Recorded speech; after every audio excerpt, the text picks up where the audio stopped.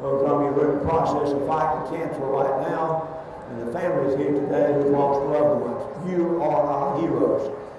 You know, when you come to the doctor, you come for us to encourage you, but I hate to say it, after you leave, most of the time I've been encouraged by you, the great example of faith, courage, and endurance that each one of you exhibit. And we referred just to one thing about our mobile mammography unit. I was down in the x-ray, I never forget. I first had my mammogram done, and it was at my OBGYN doctor. She came back out and she said, Eula, it's definitely cancer. And I said, oh my gosh. She said, we're going to have to do a biopsy.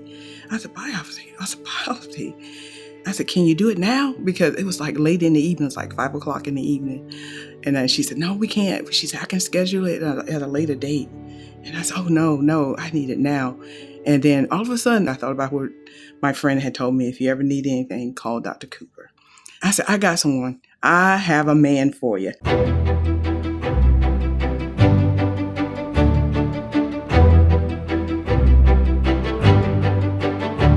If you ask anybody in this town who Randy Cooper is, they'll tell you he's not only the best surgeon, but he's also one of the best men that they know. He's nothing short of legendary. He just really makes you feel at ease from day one. He makes you feel like an equal. He's always been in leadership. Everybody has looked up to him since he got here. When we walk down the hall together, he speaks to everybody. He makes everybody feel good about themselves. Service rendered in the purest way. The heart, the mind, the body, the soul, not rehearsed. And when Dr. Cooper speaks, everybody listens because he's so highly regarded and respected by his coworkers. He makes the ordinary exceptional, whether it's for a patient, their family, for a colleague, for an administrator, for everybody that he encounters. That is Randy Cooper.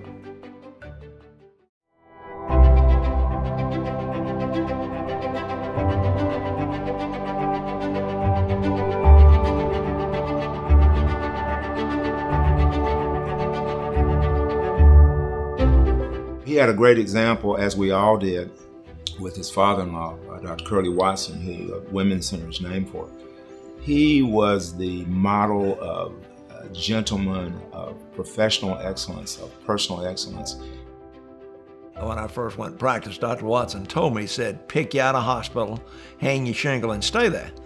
And he said, always remember, if the hospital does well, you will do well. Randy and Dr. Watson have so many qualities in common that made them both extraordinary physicians and people in the community. Back in the late 1990s, when I started going to these breast cancer meetings, I heard other hospitals around the country talking about a breast center. I brought up the idea to the Department of Surgery, and we talked to the gynecologists, and all they thought was a terrible idea. A group came in to evaluate our hospitals to look, see where we could cut some cost, and I got to be friends with one of the ladies. And she asked me before I left, she called me and said, Randy, is there anything you'd like me to recommend? I said, yes, ma'am, I would. I'd like for you to recommend we have a breast center. The August meeting of the board, they voted to establish a breast center. In October, we opened that breast center up in 2000. So I came to university and applied for this job, met with Dr. Cooper, and within 5 minutes, I knew this is where I needed to be. He was an early advocate of women's health for our hospital.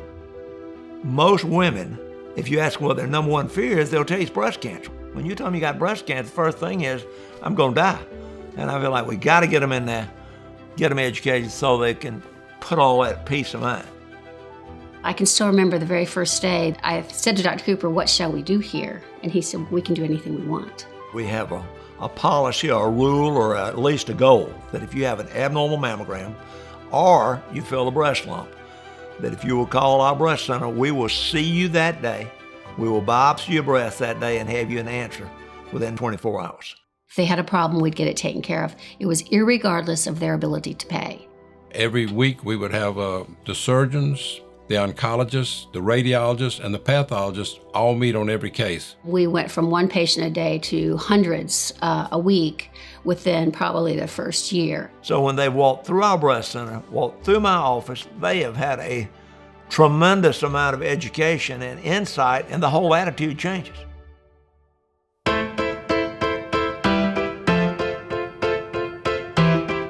The Miracle Mile, it's gotten to be one of the most anticipated events here in Augusta. You have thousands of people walking, some who are survivors, some who are families of survivors, churches, units, social units.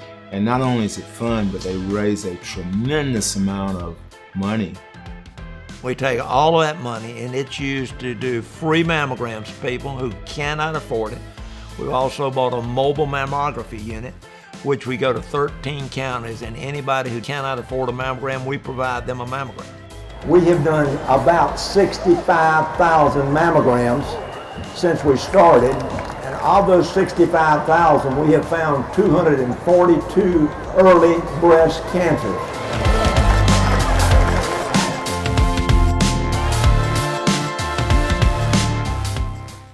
My father, I guess, opened up a gas station in 1941. The service station I guess I remember the most was it started out as a Firestone store. You could go in there and buy anything you wanted to. The next place we moved to is directly across the street. It's now what's called the Pink Dipper. It's an ice cream place. Okay. All right, girls, y'all got your ice cream? When I go down to eat ice cream, it always brings back a lot of fond memories.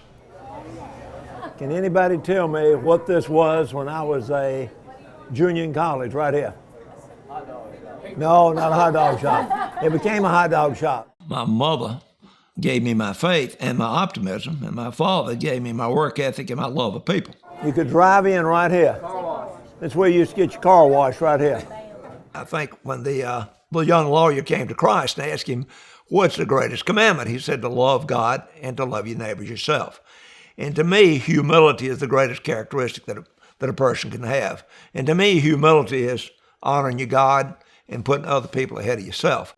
And so we're cruising through the backyard there, and I told Leo, I said, wonder what it'd sound like if we dropped a firecracker in that gas tank. I'm here by the grace of God, but I'm here by the grace of a lot of people who went out of their way and took a chance with me.